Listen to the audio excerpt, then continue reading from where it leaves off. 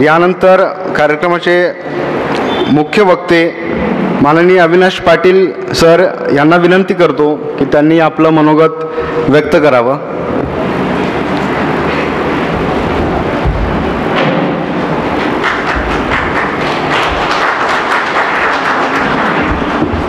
सगळ्यांना नमस्कार. आज सेक्युलर मूवमेंट आणि सेक्युलर आर्ट मूवमेंटच्या वतीने आयोजित या संविधानिक धार्मिक स्वातंत्र्य हक्क परिषदेच्या अध्यक्षस्थानी असणारे आमचे ज्येष्ठ मित्र सहकारी प्राध्यापक गौतमीपुत्र कामदेव सर, या ठिकाणी आपल्याशी प्रास्ताविक स्वरूपात ज्यांनी संवाद केला आणि जे सेक्युलर मूवमेंटचे कार्याध्यक्ष आहेत भरत शेळकेजी, या आयोजनामध्ये सहभागी होऊन बोलण्यासाठी मला ज्यांनी निमंत्रित केलं ते आमचे सन्मित्र आणि ज्येष्ठ पत्रकार मधु कांबळे, मंचावरचे सगळे पदाधिकारी आणि आपल्यात उपस्थित असणारे सगळ्या मान्यवर बहीण भावांना नमस्कार. आपल्याकडे आज रविवार असूनही मुंबईमध्ये वेळ काढून सकाळच्या वेळेला एवढ्या संख्येने लोक येतात, ही एक महाराष्ट्रात आणि देशभरामध्येच एक अपूर्व असणारी गोष्ट आहे. त्यामुळे त्याबद्दलचा एक आनंद व्यक्त करतो की 70-75 लोक एकत्र येत आहेत आणि एका त्या अतिशय गंभीर, म्हणजे आधी दोघा तिघांनी सूत्रसंचलन करणाऱ्या प्रभाकरजींनी पण सांगितलं, आत्ता आपल्याशी जे बोलले मुंबईचे अध्यक्ष त्यांनी पण सांगितलं, प्रास्ताविकात भरत शेळकेंनी पण सांगितलं की एका अतिशय गंभीर आणि अनिवार्य असलेल्या विषयावर आपण आज बोलतोय किंवा ती चर्चा करतोय. आणि तो विषय अनिवार्य आहे हे पहिल्यांदा आपल्याला समजून घेणं आणि तो गंभीर आहे याच्याविषयी एक जबाबदारीची जाणीव आपल्या मनामध्ये ठेवून याबद्दलच्या चर्चा, संवाद आणि पुढच्या कृती कार्यक्रमांबद्दलची आपली कटिबद्धता तयार करणं हे खरं म्हणजे एक आव्हान आहे आजच्या परिस्थितीमध्ये असं मी मानतो. म्हणून अशा एका गंभीर विषयावर किती गंभीर होऊन बोलायचं. एक तर पुरोगामी आणि मुख्यतः विवेकी म्हणवणाऱ्या आणि आमच्यासारख्या अंधश्रद्धा निर्मूलनाच्या कामातल्या लोकांबद्दल असा एक आक्षेप आहे की फारच कोरडी लोक आहेत तुम्ही. भावनेचा लवलेश नसतो तुमच्या भूमिकांमध्ये, वागण्यांमध्ये, बोलण्यांमध्ये. इव्हन कुटुंबाच्या पातळीवर देखील फार तुम्ही कठोरपणे वागतात. आपल्याला जन्म घालणाऱ्या आईबापांपासून तर आपल्या मुलांपर्यंत त्यांच्या आयुष्यातल्या निर्णयांबद्दल इतके तुम्ही कठोर असतात की त्यामध्ये मानवी भावनांचा, मानवी संबंधांचा देखील तुम्ही अजिबात विचार करत नाही. आणि अशी कठोर माणसं आपल्या व्यक्तिगत जीवनामध्ये देखील स्वतःच्या व्यक्तिमत्वाला सतत खरवडत असतातच, पण तसं करत असताना रक्तबंबाळ होऊन देखील आपल्या भूमिकांशी इतके कधी कठोरपणे ठाम राहून वागतात, जगतात की त्यांच्या व्यक्तिगत, कौटुंबिक, सार्वजनिक वावरण्यामध्ये देखील तो सगळा असा जो कठोरतेचा अभिव्यक्ती आहे ती येते. आणि म्हणून समाज बऱ्याचदा असं म्हणतो की, किंवा समाज सोडून द्या, म्हणजे कुटुंबातली माणसं देखील म्हणतात ते फारच निष्ठुर माणसं, फारपणे भूमिका घेणारी माणसं आहे. आणि अशा भावनाविहीन वर्तन करणाऱ्या लोकांनी अजून गंभीर विषयावर बोलताना आपल्या काय एरंडाचं तेल पेल्यासारखा कडू चेहरे करून आपण त्या चर्चा करत असतो. आणि कदाचित त्यामुळे असेल सर्वसामान्य माणसं आपल्या जवळ यायला घाबरतो. म्हणून कदाचित मी असं त्याचं महत्त्व अधोरेखित करेल की सेक्युलर मुवमेंटने सेक्युलर आर्ट मुवमेंट नावाची एक गोष्ट हातात घेतली की आर्ट हे सेक्युलर असलं पाहिजे. कारण कलेसाठी माणूस का माणसासाठी कला, कलेसाठी साहित्य का साहित्यासाठी कला, साहित्यासाठी माणूस, हा एक आदिम काळापासूनचा माणसाच्या जीवनातला संघर्षाचा, वादाचा मुद्दा राहिला आहे. आणि त्यामध्ये माणसासाठीच कला, माणसासाठीच साहित्य, माणसासाठीच संस्कृती, माणसासाठीच धर्म, माणसासाठीच उपासना, माणसासाठीच कर्मकांड आणि माणसासाठीच संविधान, असं आपलं जर विचार तत्व आणि त्याबद्दलची एक भूमिका असेल तर मग पुढच्या चर्चा आपल्याला करण्याला अधिक ग्राह्यता आपली देता येऊ शकते असं मला वाटतं. त्यामुळे जरी गंभीर असेल जरी अनिवार्य असेल तरी अशा विषयांवर आपल्याला जेव्हा संवाद करायचा आहे त्यावेळेला काही गोष्टींचा संदर्भ, उदाहरणं, घटनाक्रमांचा, ताजेपणाचा काही प्रमाणातला उल्लेख याच्यासोबत करता येईल का असं मी माझ्याकडनं प्रयत्न करणार आहे. कारण मी देखील बोलणारा कार्यकर्ता नाही तर काम करणारा कार्यकर्ता आहे. म्हणजे आपल्याकडे स्वातंत्र्यपूर्व काळामध्ये परिवर्तनकारी विचारवंतांमध्ये, समाजसुधारकांमध्ये असा एक वाद झालेला आहे, बोलके सुधारक आणि कर्ते सुधारक. आपल्याकडे आजकाल पुरोगाम्यांमध्ये पण असं म्हणायला पाहिजे की बोलके पुरोगामी आणि कर्ते पुरोगामी असं एक विषम प्रमाण आहे. म्हणजे 100 लोकांमध्ये 90% बोलके असतात आणि 10%च कर्ते असतात, अशी एक विषम स्थिती आहे. त्यामुळे आपली लढाई जास्त अधिक कठीण झालेली आहे. आणि त्यामध्ये आपल्यासारख्यांना जर कर्तेपणाकडे झुकायचं असेल आणि आपलं प्रमाण वाढवायचं असेल तर त्या कर्तेपणाला प्रतिसाद देण्याची अभिव्यक्ती अशी आपली कशी करता येईल याच्यासाठी कला, साहित्य, संस्कृती, विविध स्वरूपाचं भावनांना, आपल्या मानवी भावनांना आवाहन करणारी आणि मानवी भावनांची अभिव्यक्ती करणाऱ्या ज्या ज्या काही गोष्टी मानवी जीवनात आहेत त्याला ॲड्रेस करण्याची तयारी आपल्या पुरोगाम्यांमध्ये देखील असण्याची गरज आहे. हे पुरोगामी मी हा शब्द उच्चारतोय त्याच्यामध्ये सगळे आले, मी त्या सगळ्यांचा काय उल्लेख करत नाही. महाराष्ट्रामध्ये त्याला मोठे आपण फुलेशाह आंबेडकरी म्हणतो, संविधानिक मूल्य मानणारे म्हणतो, संविधान बांधिलकी मानणारे म्हणतो, लोकशाही, प्रजासत्ताक, धर्मनिरपेक्ष, स्वातंत्र्य, समता, बंधुता जी सगळी संविधानातली मूल्य आहेत त्याच्याशी कटिबद्ध असणारे म्हणतो. अशा अर्थाने पुरोगामी, जे पुरोगामींना देखील आता जसं 90च्या दशकात अडवाणींनी धर्मनिरपेक्षतेवाद्यांबद्दल एक व्याख्या म्हणजे अतिशय विकृत पद्धतीने शब्द प्रचलित केला होता, काय सूडो सेक्युलरिस्ट. तसं आता सनातनी मुख्यतः अनिसवाल्यांबद्दल म्हणतात की पुरोगामी नाही, हे पुरोगामी. हे कसं घडतं, का घडवलं जातं, म्हणजे हे जर आपण नीट समजून घेतलं तर आपल्या प्रतिमा, आपल्या व्यक्तिमत्व, आपली विचारधारणा आणि त्यासाठी आपण उभं राहतो समाजामध्ये एकत्रितपणे, त्याचं प्रतिमा भंजन करण्यासाठी अतिशय नियोजनबद्ध पद्धतीने केलेली ही खेळी आहे, स्ट्रॅटेजी आहे, धोरण आहे, हे आपल्याला समजून घ्यायला पाहिजे. पण आज आपल्याला जो विषयाच्या बद्दलची काही स्पष्टता करायची त्याच्यासाठी मला एक अर्धा तासामध्ये ह्या विषयातल्या जे पैलू आहेत, बाजू आहेत त्यांना स्पर्श करता येईल असा मी प्रयत्न करणार आहे. त्याच्यामध्ये धर्म आहे, धार्मिकता आहे, धर्मांधता आहे, धर्मनिरपेक्षता आहे, धर्म आणि विज्ञानाचा संबंध काय आहे नाही आहे त्याचा मुद्दा येतो, विज्ञान आणि वैज्ञानिक दृष्टिकोनामधला काय अजून फरक आहे आणि पल्ला आहे त्याच्याबद्दलचा मुद्दा येतो, विज्ञान आणि विवेकवाद याच्यामधला काय मुद्दा आहे ह्याच्याविषयीचा उल्लेख येतो. या सगळ्याला मानवी जीवनामध्ये कुठल्या टप्प्यावर मानवी विकासामध्ये आदिम काळापासून ते आधुनिक माणूस म्हणून मॅन द होमोसेपियन सेपियन, आजचा आपण माणूस आहोत ते मॅन द होमोसेपियन सेपियन म्हणजे शहाणा, अतिशहाणा असा माणूस जो साधारण 1.25 लाखाच्या कालावधीमध्ये विकसित झालेला आहे असं मानलं जातं. त्या मॅन द होमोसेपियन सेपियन म्हणजे शहाणा, अतिशहाणा माणसाच्या टप्प्यापर्यंतच्या त्याच्या मानवी जीवनातल्या आयुष्यामध्ये जे हे सगळे विषय संबंधित आहेत ते कुठल्या टप्प्यावर आहेत. आज आपल्या देशातल्या समूहांचं समाज जीवन आणि व्यक्तिगत जीवन, कुटुंब जीवन हे ज्याच्या आधारावर नियंत्रित केलं जातं ते भारतीय संविधान याच्याबद्दल काय म्हणतं. भारतीय संविधानाच्या आधारे आपल्या देश चालवला जातो हे आज सर्वसामान्य माणसांमध्ये जाऊन अधोरेखित करण्याची गरज आहे. कारण मी संविधान बांधिलकी महोत्सव म्हणून आम्ही 2007 भारतीय स्वातंत्र्याचा हीरक महोत्सवी वर्षापासून आम्ही महाराष्ट्रात किंवा देशातली पहिली संघटना आहे आमची की संविधान बांधिलकी महोत्सव सुरू केला.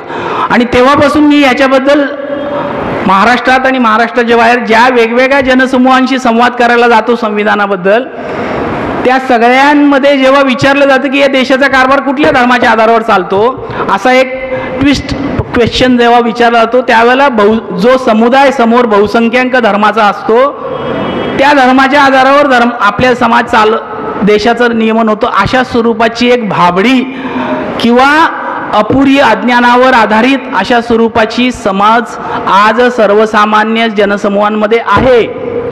हे विदारक वास्तव आपल्याला समजून त्याच्यावर मात कशी करता येईल याचा विचार केला पाहिजे. म्हणजे संविधानाच्या आधारावर देश चालतो हे सांगायची गरज आहे.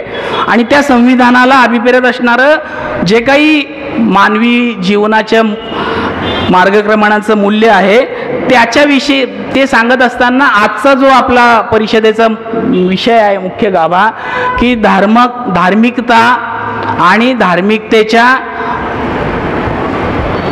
मुळे धार्मिकतेसाठी म्हणून ज्या ज्या गोष्टी केल्या जातात त्यामध्ये असणारं धर्मांतर आणि त्या विरोधात केला जाणारा कायदा, हे सगळे बाजू हे पैलू सांगत असताना मला हे सांगायला पाहिजे. मला वाटतं की आपल्याकडे धर्म कशाला म्हटलं जातं, म्हणजे आपल्याकडे अशी एक व्याख्या देखील केली जाते धर्माची की धारयती धर्म, जो आपण धारण करतो तो धर्म.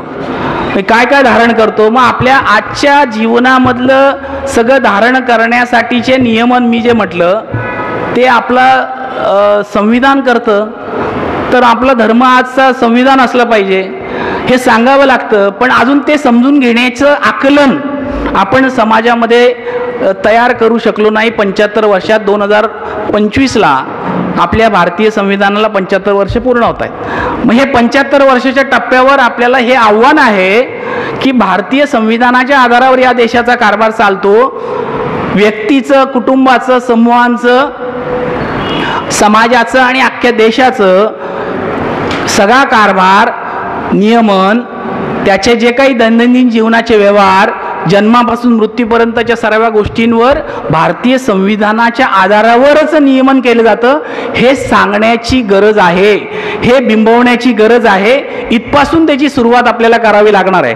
त्यामुळे धर्म आपल्या जर नियमन करत असेल आणि तो जर आज संविधानिक धर्म असेल तर हे समजून घेत असताना तरीही आपल्याकडं मानवी आदिम काळानंतर यातू धर्मापासून ते नंतर जगाच्या वेगवेगळ्या भागांमध्ये त्या त्या समाज परिस्थितीमध्ये निर्माण झालेल्या विविध धर्म, जे काही 16-18 धर्म आहे जगामध्ये, त्यांच्या निर्मितीचा मुख्य हेतू, उद्देश आणि त्यानंतरच्या काळातलं मार्गक्रमण काय राहिलं आणि त्याचा आजही किती प्रभाव आपल्यावर आहे हे पण आपल्याला समजून घ्यावं लागतं. म्हणजे नुसतं संविधान हा आपला धर्म आहे असं म्हणून पुरेसं नाही, तर संविधान हा आपला धर्म हे सांगत असताना संविधानाच्या अधिकार आणि कार्यकक्षेवर गदा आणण्याचं आणि त्याच्यामध्ये हस्तक्षेप करण्याचं, प्रभाव, नकारात्मक प्रभाव टाकण्याचं काम जे प्रचलित धर्म आज करतायत त्यांचा अधिकार आणि त्याच्या मर्यादा काय हे देखील आपल्याला समजून घेण्याची गरज आहे. नाहीतर केवळ एकतर्फी विशफुल थिंकिंग, त्याच्याबद्दलची एक परिकल्पना असल्यासारखं होतं.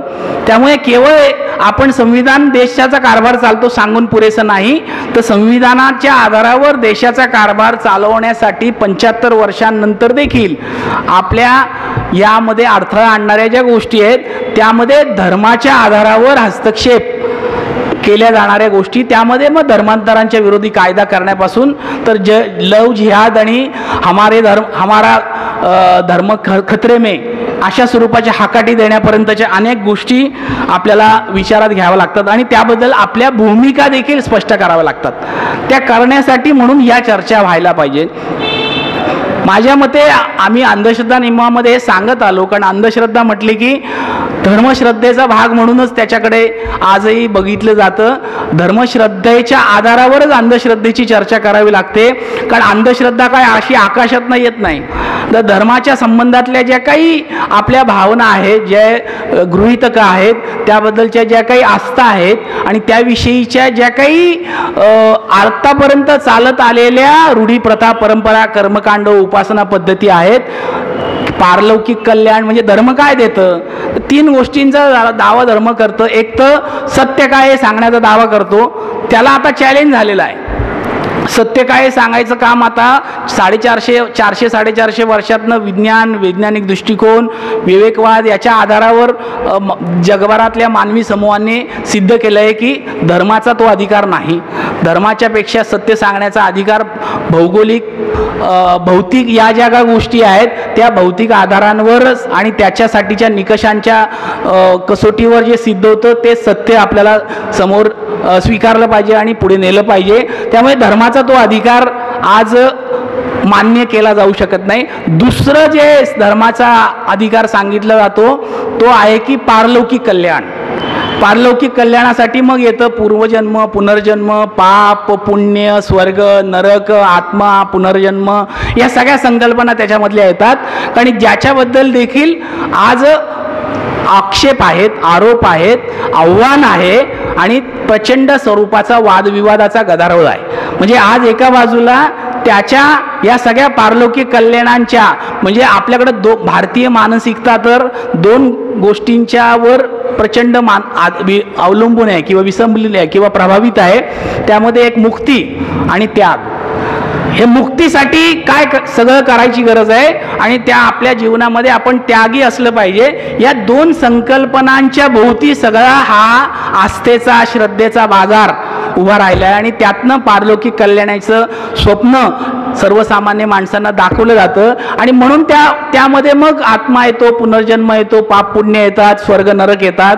या सगळ्या गोष्टींच्या हितसंबंध ज्यांचे जोपासले जात आहेत, अडकलेले आहेत, ती मंडळी ह्याचा सतत उदात्तीकरण करतात, ग्लोरिफिकेशन करत राहतात आणि त्याचा एक प्रभाव, त्याचा एक अनुकूल मानसिकता समाजामध्ये कशी राहील कायम याच्यासाठी त्यांचा एक अखंड प्रयत्न चालू असतो. तशा व्यवस्था आज तयार झालेल्या आहेत आणि या व्यवस्थांचं आता केवळ अर्थकारणाचा संबंध असणारा भांडवली व्यवस्थेच्या सोबतची एक युती तयार झालेली. म्हणजे धर्मकारण, सत्ताकारण आणि अर्थकारण या तिन्ही व्यवस्था ज्या मानवी जीवनावर प्रभाव टाकणाऱ्या आहेत यांचा यामधला सुप्त एकजूट यामध्ये आपल्याला दिसते आणि ही देश भारताच्या पातळीवरची नाही आहे, हे जगभराच्या मध्ये वेगवेगळ्या देशांमध्ये म्हणजे विकसित, अविकसित, विकसनशील अशा सगळ्या देशांच्या समूहांमध्ये हे आपल्याला होताना दिसतंय आणि हे फार मोठं आव्हान एकूणच जगभरातल्या मानवी समूहांपुढे आहे. त्यामुळे अशा धर्माच्या आधारावर दुसरा जो दावा पारलौकिक कल्याणाचा आहे तो चॅलेंज आहे, तो आव्हान दिलेला आहे आणि तो ज्याला ग्रे एरिया म्हणून ज्याच्यामध्ये असं म्हणता येईल असा आहे. आणि तिसरा जो दावा धर्माच्या आधारावर केला जातो तो तुमच्या दैनंदिन जीवनाच्या नियमनाचा, की ज्याच्यामध्ये मानवी संबंध कसे असले पाहिजे, स्त्री पुरुष संबंध कसे असले पाहिजे, पालक पाल्य संबंध कसे असले पाहिजेत, दैनंदिन जीवनाचा व्यवहार कसा असला पाहिजे, त्याचे नीतिनियम काय असले पाहिजेत, त्या संबंधातनं काही गोष्टी धर्म सांगतो, धर्म सांगण्याचा दावा करतो. पण त्यामध्ये आता मला वाटतं बऱ्यापैकी बदल किंवा अंतर्भाव नवीन जगण्याच्या शैलीचा आणि त्यासाठी निर्माण जाणाऱ्या व्यवस्थांचा झाला आहे. त्यामध्ये मग हुकुमशाहीपासून तर लोकशाही प्रजासत्ताकपर्यंतच्या सगळ्या व्यवस्था, अध्यक्षीय लोकशाहीपासून तर सामूहिक लोकप्रतिनिधित्वाची पार्टिसिपेटरी डेमोक्रेसीपर्यंतच्या व्यवस्था या पर्याय म्हणून त्या धर्माच्या अधिकाराला उभ्या राहिलेल्या आहेत. पण त्या धर्माचा अधिकार अजूनही पूर्णपणे संपलेला नाही. त्यामुळे आपल्याकडे नीतिमत्तेचे डोस द्यायचे तर धर्माचे उपदेश करायचे, धर्माचा ठेकेदार असणाऱ्या लोकांचे च्या मार्फत समुपदेशन करायचं. त्याच्यासाठी त्यांनी निर्माण केलेल्या ज्या काही व्यवस्था आहेत त्यामध्ये पंथ म्हणतो आपण, आध्यात्मिक संप्रदाय म्हणतो, त्यांच्याकडे लाखोंचे तांडे माना डोलवताना आपल्याला बघायला मिळतात. त्याचं कारण ते आहे कारण धर्माच्या नावाने या स्वरूपाच्या तिसऱ्या अधिकाराचा प्रभाव अजूनही बहुसंख्याक मानवांवर आहे, जगभरातल्या सर्व धर्मांवर, कोणी त्याला अपवाद नाही. त्यामुळे अशा परिस्थितीमध्ये त्याच्याबद्दलचं आव्हान आपल्या पुढेचं मोठं आहे की नाही, धर्माचा हा अधिकार देखील आता किमान भारताच्या कॉन्टेक्स्टमध्ये आपण विचार केला तर तो संविधानाने घेतलेला आहे, ती जागा संविधानाने घेतलेली आहे. हे आपण मनापासून स्वीकारलंय का, हे पुरोगाम्यांनी तरी मनापासून स्वीकारलंय का, असा प्रश्न माझ्या पुढे आहे. आणि त्याच्याबद्दलची चर्चा करायला गेलो, त्याच्याबद्दलचं आपण निरीक्षण करायला गेलो, त्याचा आढावा घ्यायला गेलो तर लक्षात येतं की स्वीकारलेलं नाही. अजूनही आपण धर्माच्या संबंधातल्या या स्वरूपाच्या दैनंदिन जीवनातल्या नियमनांबद्दल, व्यवहारांबद्दल, मानवी संबंधांबद्दल संविधान काय म्हणतं याच्याकडे गांभीर्याने बघितलेलं नाही. म्हणजे मानवी संबंधांचं नियमन करण्याचं जे काही तपशील आहे, त्याचा आशय संपन्नता आहे, ती संविधानाला आपण 75 वर्षात द्यायला कमी पडलेलो आहोत. हे आपलं अपयश आहे. संविधानकर्त्यांनी निर्माण करून ठेवलंय अधिष्ठान संविधान, त्याच्यामध्ये मूल्य आशय दिलेली आहेत, गाईडलाईन्स दिलेल्या आहेत, जबाबदारी दिलेली आहे, कर्तव्य दिलेले आहेत, अधिकार दिलेले आहेत. पण त्याच्यातला जो आशय आहे, त्याच्यात जी काही आशय संपन्नता आपल्याला विकसित करायची हे आपलं अवलंबून आहे. ते करण्यासाठी आपल्याला त्याचा विचार याचा करायला पाहिजे की पुढच्या काळात आपण भारतीय संविधानामधली याच्याबद्दलची आशय संपन्नता कशी विकसित करू. हे माझ्या मते की आताच्या येणाऱ्या पुढचं महत्त्वाचं आव्हान आहे. म्हणजे मानवी संबंधांचं नियमन करत असताना आजही आपल्याकडे आहे ना, पालकांना, आपल्याकडच्या वडीलधाऱ्यांना, ज्येष्ठांना रेम्युनरेशन दिलं पाहिजे. त्यांचं जर आधी कोणी जर पालन करता नसेल, हा आत्ता आलेला कायदा गेल्या दशकातला, म्हणजे 65 वर्ष आपण याच्याबद्दल अनभिज्ञ होतो का? घरातल्या वडीलधाऱ्यांचं पालन पोषण करण्याचं जबाबदारी हा धर्माच्या आधारावरचं नियमन करणारच क्षेत्र राहिलं होतं ना. संविधानाच्या आधारावर याच्यामध्ये काही म्हणता येऊ शकतं याच्याविषयी आपण कधी विचारच केलेला नव्हता ना.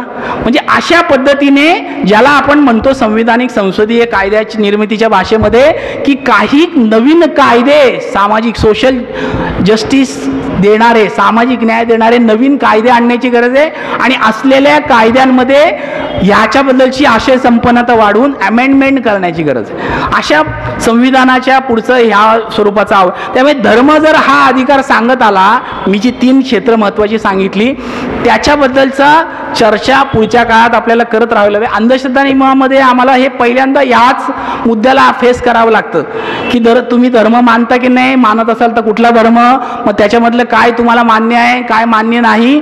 मग आपल्याला सांगावं लागतं की आम्हाला भारतातल्या जे काही संत समाजसुधारक म्हणजे चारवाक बुद्ध लोकायत परंपरेपासून महावीर, बसवण्णा आणि मग सगळे जे काही चक्रधर पासूनची जी संत परंपरा आहे, सुफी संप्रदाय, वारकरी संप्रदायापासून या सगळ्याच्या पार्श्वभूमीवर उभा असणारा आमच्या देशातला आणि मुख्यतः महाराष्ट्रातल्या 150 वर्षाची समाजसुधारकांची प्रागतिक विचाराची परंपरा हे आमचं अधिष्ठान आहे. हे सांगावं लागतं कारण आपल्या संविधानामधला त्याबद्दलचा जो आशय आहे तो अजून आपण नीट स्पष्ट करू शकलो नाही, सर्वसामान्यांपर्यंत तर पोचू शकलो नाही. पण हे वेगळं ॲडिशनली आपल्याला सांगावं लागतं कारण सर्वसामान्यांना संविधानिक मूल्य आशय काय आहे आणि त्याचा माझ्या जीवनाशी, जगण्याशी, दैनंदिन जीवनात त्याच्याबद्दलचा अधिकार आणि जबाबदारी काय आहे हेच आपण समजून सांगण्यामध्ये अजूनही कमी पडलो आहे असं मला वाटतं. त्यामुळे आपल्या आज नागर जीवनातल्या ज्या काही जीवन पद्धतीच्या धारणा आहेत आणि त्याच्याबद्दलचं जे अधिष्ठान आहे याची चर्चा आपल्याकडे आपण करणं गरज आहे. म्हणजे केवळ ते उपासना पद्धती, कर्मकांड किंवा आत्मा पुनर्जन्म किंवा बुवाबाजी, चमत्कार हे तर याच्याबद्दल तर करत राहावं लागेल, त्याच्याविषयी बोलत राहावं लागेल, त्याला आव्हान देत राहावं लागेल, त्याचं इरॅडिकेशन, त्याचं निर्मूलन करण्याच्या साठीचा वेगळा प्रयत्न करावा लागेल. पण तेवढा पुरेसा नाही. म्हणून मी अंधश्रद्धा नियमाच्या कामामध्ये आम्ही म्हणत असतो की श्रद्धेच्या आणि अंधश्रद्धेच्या मधला जो काही एक दुसरं त्यामधला बॉर्डर आहे म्हणून आपण ती आपल्याला समजत नाही. सर्वसामान्य माणसांना समजणं तर कठीण असतं, चांगल्या माणसांना समजत नाही. माणसं त्यावेळेला म्हणजे आपल्याकडच्या समाजसुधारकांच्या मधले देखील सुरुवातीच्या काळातला तो वाद आपल्याला माहिती आहे की लोकहितकार आणि त्यांनी जे काही भूमिका घेतल्या त्यामुळे किंवा फुलेंनी त्यावेळेला रानडेंना सुनावलेली गोष्ट की आत्याबाईंनी सांगितलं म्हणून अल्पवयीन मुलीशी विवाह केला वगैरे या स्वरूपाचे जे काही ज्याला समर्थनाचे मुद्दे आपण देत असतो आणि ते नंतरच्या काळात आतापर्यंत आपल्यातल्या अनेक पुरोगामींनी त्या वेळेला पण दिलेले आहेत आणि ती आपली पलवाट म्हणून आपण त्याच्याकडे बघत आलेलो आहे की नाही आम्ही हे करू इच्छितो पण आमचं मानवी संबंध घरातल्या आतेबाई, आजी, माई, मावशी काय म्हणेल म्हणून मग आम्ही भूमिका घ्यायला कचरतो किंवा त्यावेळेची तडजोड करून पुढे जातो. हे समजू शकतं पण ते योग्य नाही, हे आपल्याला स्वीकारायला पाहिजे. म्हणजे धर्म आपल्या जीवनामध्ये किती मोठा हस्तक्षेप करत आलेला आहे, आजही करतो आणि भविष्यात देखील तो सहजासहजी संपणारा नाही, हे आपण आधी नीट समजून घ्यायला पाहिजे. तांत्रिकदृष्ट्या आपण असं म्हणणं, तांत्रिकदृष्ट्या आपण असं सांगणं, घोषणा देणं किंवा नुसत्या ठराव करून भूमिका घेणं, याला काही त्या अर्थाने संदर्भ राहत नाही. त्याला लोकल सँक्शनिंग आणि मास सँक्शनिंग मिळत नाही. याचं कारण ते आहे की आपण त्यांच्यापर्यंत ती भावना, ती महत्वाकांक्षा आणि त्याच्याबद्दलचा जो जबाबदारी आहे ती पोचवायला कमी पडलोय. म्हणून आपल्याकडे आजही धर्माचं आपल्यावरचं अधिकाराचं धार्मिकतेमधनं धर्मांधतेकडे कधी रूपांतर होतं हे समजत नाही. जसं आम्ही श्रद्धेचं रूपांतर अंधश्रद्धेत होते केव्हा हे लक्षात येत नाही आणि त्यामुळे अनेकदा आपली फसकत होते आणि चांगली माणसं त्यामुळे त्या अंधश्रद्धेच्या गर्तेमध्ये असतात, पण त्याला जस्टिफाय करायचा, ग्लोरिफाय करायचा प्रयत्न करत असतात. आमचा तो बाबा आणि दुसऱ्यातच ते बुवा असं मानलं जातं. तसं धार्मिकता आणि धर्मांधतेच्या बाबतीत देखील आता झालेलं आहे. आणि हे 1950 ते 90 या 40 वर्षाच्या 4 दशकांमध्ये जाणीवपूर्वक हेतुपुरस्कर नियोजन पद्धतीने मूलतत्ववादी विचारसरणीच्या सगळ्या संघटनांनी, ज्याला आपण म्हणतो की संघ परिवाराने हे घडवून आणलेलं आहे, हे आपण नीट समजून घ्या. हे घडवून आणण्यामध्ये त्यांना यश आलं कारण त्यांना अनुकूल ग्राउंड होतं धर्माचं, धार्मिकतेचं आणि त्याच्या संबंधातल्या प्रभावाचं. आणि त्या ग्राउंडवर गेल्या 70-75 वर्षामध्ये आपण संविधान म्हणून जे उभे होतो, ते संविधानाचा पाया आपण तेवढा मजबूत करायला कमी पडलो असं म्हणू शकू. त्यामुळे ते आपला कमीपणा पुढच्या काळात आपण किती दुरुस्त करू.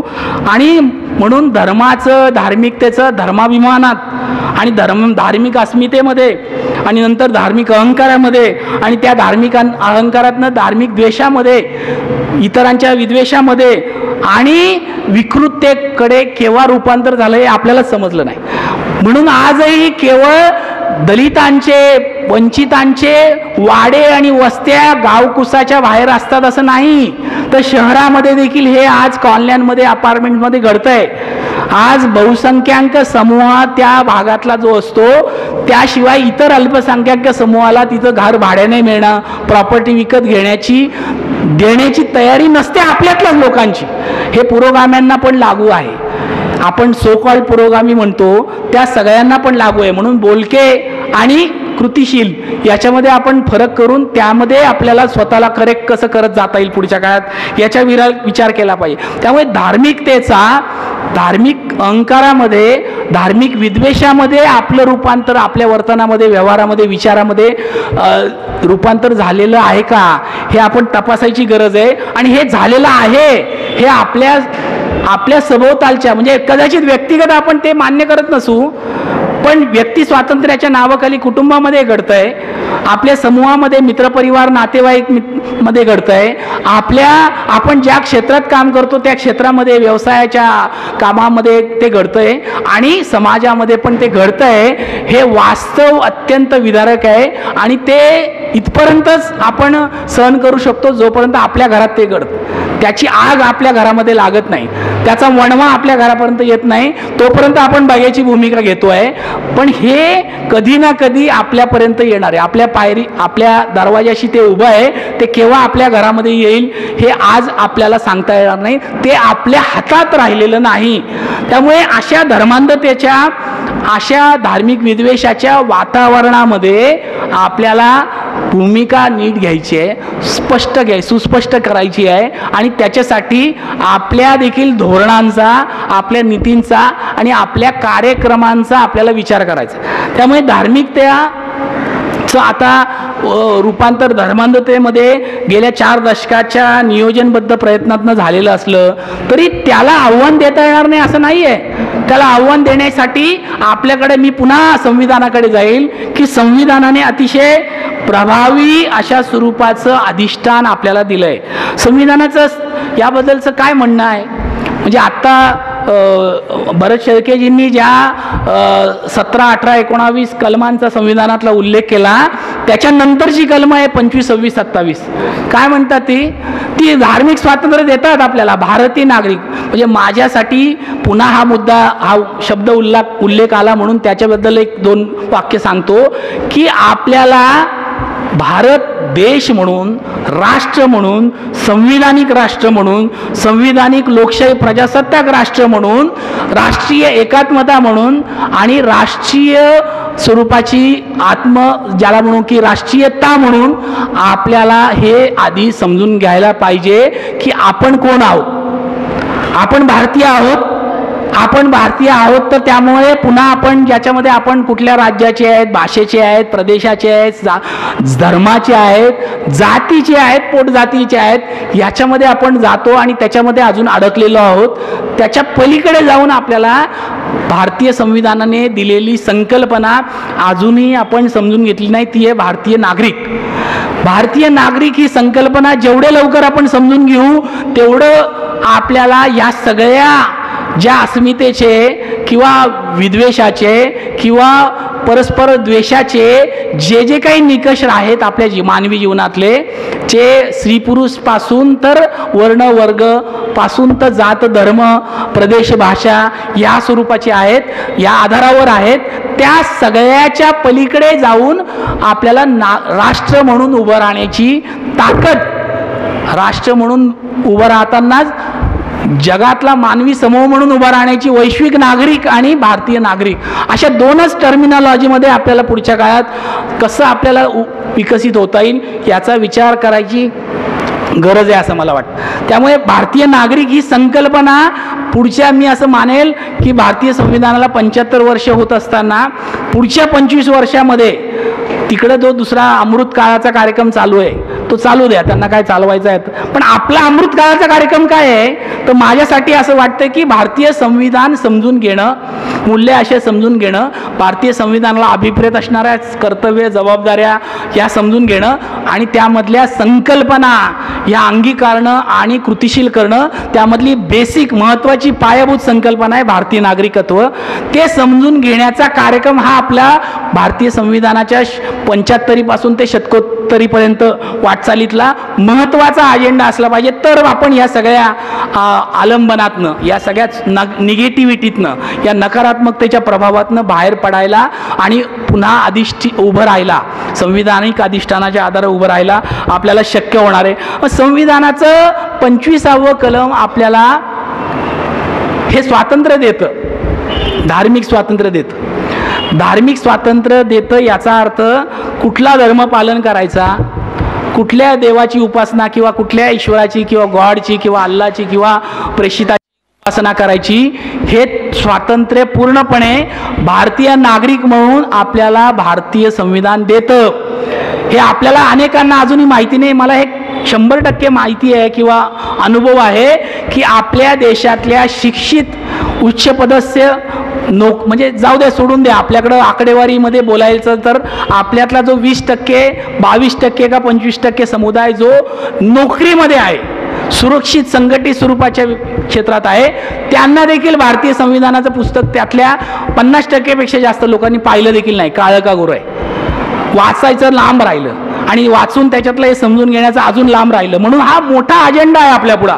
हा सगळा विचाराचा, विकासाचा, अज्ञान दूर करण्याचा आणि आकलन स्पष्टतेचा अनुशेष जो आहे, बॅकलॉग, तो भरून काढणं, हे पुढच्या 25 वर्षातलं 75 ते 100 म्हणजे 2025 ते 2050 या काळातला आपला खरा अजेंडा असायला पाहिजे. त्याच्यामध्ये हे 25वे कलम जे सांगतं की धर्मापालन, धर्म उपासना, धर्माचा प्रचार प्रसार याचं स्वातंत्र्य आम्हाला भारतीय नागरिक म्हणून संविधान देतं.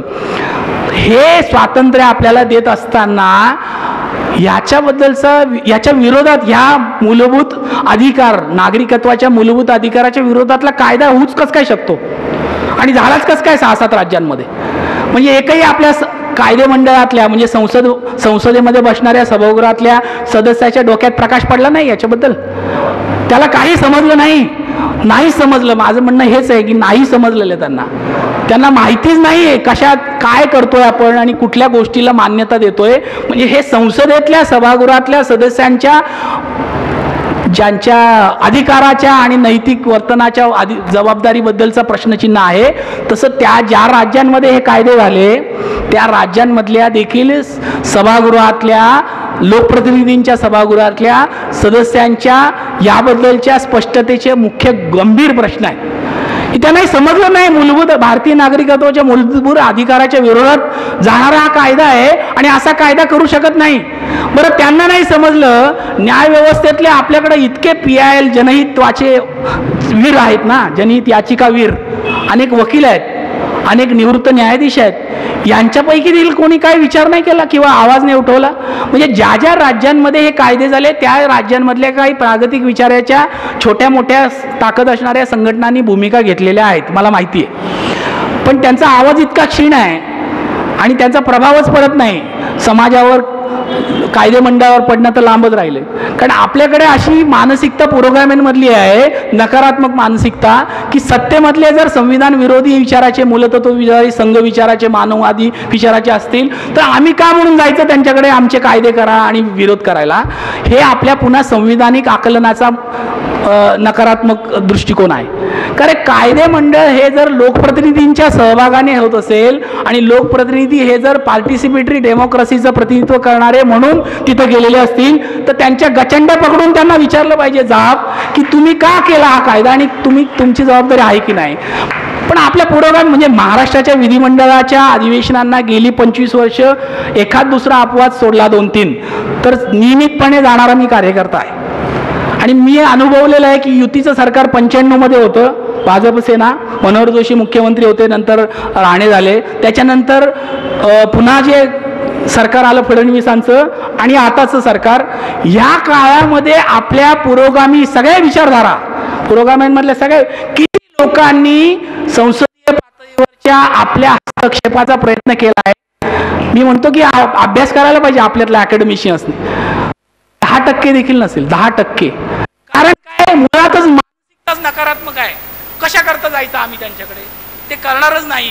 कारण ते विरोधी विचार, अरे त्यांच्या मानगुटीवर बसून करून घेण्याची काही हत्यारं, काही अवजारं आपल्याला संविधानाने दिलेली आहे, ते समजून घ्या.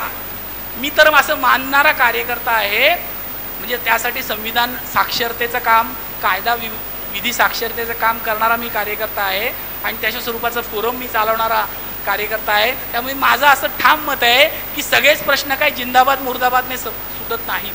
प्रत्येक वेळेला तुम्ही उपोषण म्हणजे सत्याग्रह आणि उपोषण हे तर आता काय बोथट झालेलं हत्यार अशा स्वरूपाचं वापरलं गेलं अण्णा हजारेंपासून अनेकांकडे. त्यामुळे काही केलं की काही विरोध करायचे की सत्याग्रह उपोषणाला बसायचं, असं नाही चालत. किंवा प्रत्येक वेळेला मोर्चा काढणं आणि धरणं याच्या पलीकडे जाऊन मी पुन्हा म्हणेल की संविधानिक व्यवस्थेनं आपल्याला अशा स्वरूपाच्या काही तरतुदी उपलब्ध करून दिलेल्या आहेत की ज्यामध्ये नाक दाबलं की तोंड उघडतं. नाक दाबलं की तोंड उघडणं ह्याच्यासाठी त्या न्यायालयीन आणि कायदेविषयक व्यवस्थांच्या संबंधातलं संविधान काय अधिकार देतं, काय मर्यादा त्याच्या आहेत, त्याचे आंतरसंबंध काय आहे, लोकप्रतिनिधी गृह, कायदा मंडळ आणि न्यायव्यवस्था यांच्या परस्परांवरच्या अधिकार, जबाबदाऱ्या आणि मर्यादा काय आहेत हे आपण नीट समजून घ्यायची गरज आहे. आणि जनहिताचे प्रश्न सोडवण्यासाठी आपल्याला त्या सगळ्या अवजारांचा वापर करून काही गोष्टी करता येतात. मग तसं का नाही झालं 6-7 राज्यांमध्ये? ज्या राज्यांमध्ये हे कायदा, धर्मांतर विरोधी कायदा जर झाला असेल तर त्या ठिकाणी हे का नाही झालं हा प्रश्न आपल्याला पडत नाही, अजूनही पडलेला नाही. पुरोगाम्यांना हे प्रश्न पडत नाही किंवा त्यांना सोयीचे नसणारे प्रश्न ते स्वतःला पाडून घेत नाही. कारण ते स्वतःला खरवडायला तयार नाही, ते स्वतःला तपासायला तयार नाही, ते स्वतःचं मूल्यमापन करायला नाही. ते गतानुगतिक झालेत. आणि मी उलट असं म्हणेल की आपल्यापेक्षा परिवर्तनवादी मूलतत्ववादी विचाराची लोक जास्त परिवर्तनशील आहेत. त्यांना आंबेडकरही त्यांच्या स्टेजवर चालतात, त्यांच्याकडे गांधीही चालतात, त्यांच्याकडे सगळेच असतात. सावरकरांच्या सोबत आणि त्यांच्या सरसंघचालकांच्या सोबत या सगळ्यांना ते एका लाईनीत बसू शकतात. इतके ते परिवर्तनशील किंवा हेतू पुरस्कर आणि त्यांच्या मूलभूत धारणा आणि भूमिका आणि दृष्टिकोनाच्या साठी म्हणून त्या स्वरूपाचे स्ट्रॅटेजिकली स्टँड घेऊन ते त्या स्वरूपाचे स्वार्थी असतात. मी म्हणतोय की आपण स्वार्थी नका होऊ, प्रामाणिक तर व्हा. स्वार्थी नका होऊ, तुम्ही प्रामाणिक तर व्हा, प्रामाणिक व्हा, स्ट्रॅटेजिक व्हा, धोरणी व्हा. किंवा कारण आपल्याकडे अजूनही पुरोगाम्यांमधले अनेक मंडळी हेच गळे काढण्यात आणि त्याच आरत्या ओवाळण्यामध्ये अडकलेले आहेत की आम्ही किती त्यागी आहोत, आम्ही किती बलिदान दिले, आम्ही किती त्याग केलेला आहे, आम्ही किती प्रामाणिक आहोत, आम्ही किती स्वच्छ आहोत, आम्ही किती पारदर्शक. अरे पण समाज परिवर्तनासाठी तेवढं पुरेसं नाही. आपल्याला त्याच्या पलीकडे जाऊन अधिक धोरणी असण्याची गरज आहे. हे धोरणी पण मला वाटतं पुढच्या काळात आपल्याला या धर्मांधतेच्या आव्हानाच्या विरोधात उभं राहण्यासाठी वापरलं पाहिजे. माझा वेळ संपलेला आहे. अध्यक्षांच्या परवानगीने 1-2च मिनिटात मी समअप करेल की या धार्मिकतेच्या उन्मादी परिस्थितीमध्ये, आणि ती केवळ भारतात नाही आहे तर जगभरात आहे, विकसित आणि विकसनशील राष्ट्रांमध्ये पण आहे. नुकताच एक Indian citizen to promote scientific temperament, spirit of inquiry आणि ह्युमॅनिझम, एवढ्या 3 गोष्टी स्पष्ट दिलेल्या आहेत की धर्म धर्माच्या जागी आहे. व्यक्तिगत जीवनामध्ये तुम्ही धर्माचं पालन करा, त्याचं स्वातंत्र्य भारतीय संविधानाच्या 25व्या कलमाने दिलेले, 27व्या कलमाने त्याला मर्यादित केलेला आहे. सामाजिक न्याय, सार्वजनिक आरोग्य, कायदे सुव्यवस्था आणि नीतिमत्ता याला जर कुठे अडथळा येत असेल, दगा पोचत असेल तर तुमचं धार्मिक स्वातंत्र्य मर्यादित केलं जाईल. रस्त्यावरची तुम्ही आजान करणं आणि आरत्या करणं हे कायदा सुव्यवस्थेचा प्रश्न निर्माण होतो तर मान्य होणार नाही. हे आपलं संविधान सांगतंय. सुप्रीम कोर्टाचे निर्णय याच्याबद्दलचे गाईडलाईन म्हणून सांगतायत, बेसिक स्ट्रक्चर म्हणून याच्याबद्दलचं आपल्याला सांगितलं गेलं आहे. त्यामुळे मला वाटतं की इतकं सुस्पष्ट असताना संविधान म्हणून आपण आणि भारतीय संविधानिक नागरिक म्हणून आपल्याला एवढं सुस्पष्ट अधिष्ठान असताना आपण करंटे आहोत की आपण ते समजून घेऊन त्याला कार्यान्वित करण्यामध्ये अपयशी ठरलो. हे 75 वर्षातलं अपयश, ही मर्यादा, हा अनुशेष पुढच्या 25 वर्षाच्या काळात आपण भरून काढण्यासाठी कटिबद्ध होऊया. हा कायदा तर चॅलेंज होणार आहे. महाराष्ट्रात तो कायदा होऊ देणार नाही. हा संकल्प ही परिषद आपण करून जाणार आहोत. आणि आपण सगळे यासाठी अधिक जास्त व्यापक स्वरूपाचा जनसंवाद महाराष्ट्रात पुढच्या काळात उभं करू. येणाऱ्या विधिमंडळाच्या अर्थसंकल्पीय अधिवेशनामध्ये असा एक जोरदार प्रयत्न उजव्या विचारसरणीच्या या संघवादी आणि सो कॉल्ड हिंदुत्ववादी सगळ्या संघटनांकडनं चालू आहे की या अधिवेशनात कायद्याचं बिल आणावं. कायद्याच्या बिलाचा रफ ड्राफ्ट तयार आहे आणि त्याला पुढे सरकवण्यासाठीचा एक अनुकूलता पडद्यामागे सगळ्या घडामोडी घडतायत. ते होऊ द्यायचं नाही. ह्या कटिबद्धतेनं आपण सगळेजण पुढच्या काळात उभे राहूया असं एक आवाहन करतो. आणि आपल्याशी या निमित्ताने बोलता आलं त्याबद्दल या आपल्या सोशल मुवमेंटच्या, सेक्युलर आर्ट मुवमेंटच्या सगळ्या सहकारी पदाधिकाऱ्यांचं आणि आपण ऐकून घेतलं त्याबद्दल आपल्या सगळ्यांचं आभार व्यक्त करतो आणि थांबतो. जय महाराष्ट्र. जय महाराष्ट्र म्हटलं तर चूक नाही आहे. आणि जय भारत, जय संविधान आणि जय जगत हे देखील बरोबर आहे.